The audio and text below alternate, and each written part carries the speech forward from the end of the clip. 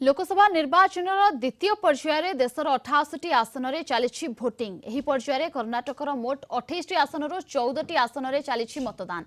दिन 3टा सुधा कर्णाटक में 50% मतदान होइछि। तेबे किभଳି चली मतदान से नहीं बेंगालुरु सेंट्रल लोकसभा आसन मेनाकुलाल बूथ रु अधिक सूचना देइछन्ति बेंगालुरु रिपोर्टर गोविंद बारिक।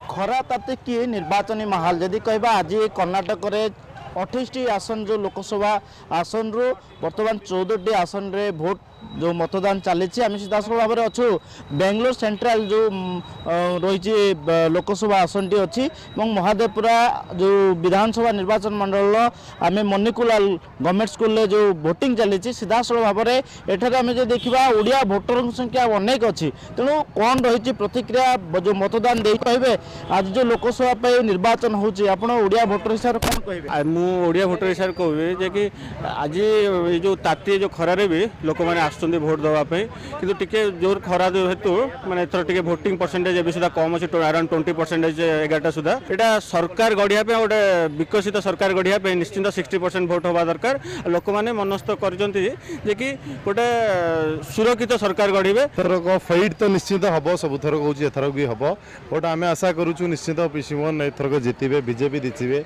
आज डिसीजन जो गोटे दिन डिसीजन नुह गोटे 5 वर्षर डिसीजन।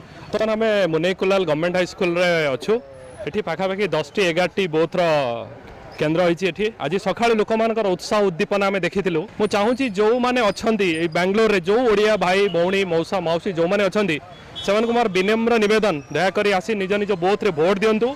जोड़े नागरिक हिसाब से आप कर्तव्य लिभाई कौन कहे केते खुशी अच्छा नहीं फास्ट ऑफ थिंग जय जगन्नाथ मुझा आसिक बेंगलोर रे मोर भोटरटा श्रमदान करी आज बहुत खुशी अच्छी जे भोटटा मुझे बहुत खुशी अच्छी भोट दे के आज आसी समस्त जाके भोट दिंतु।